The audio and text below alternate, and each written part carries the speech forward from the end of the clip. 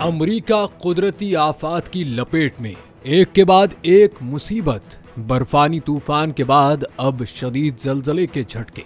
अमेरिकी रियासत अलास्का में जलजले के शदीद झटके महसूस किए गए। जलजला पैमा मरकज के मुताबिक वस्ती अलास्का में जलजले की शिद्दत 5.5 रिकॉर्ड की गई, जबकि जलजले की गहराई 10 किलोमीटर थी।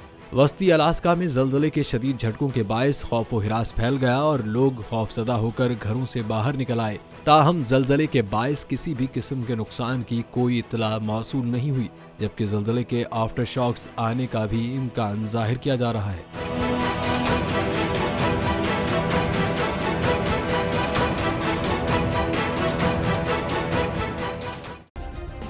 सब्सक्राइब करें और बेल दबाएं ताकि कोई खबर रह न जाए।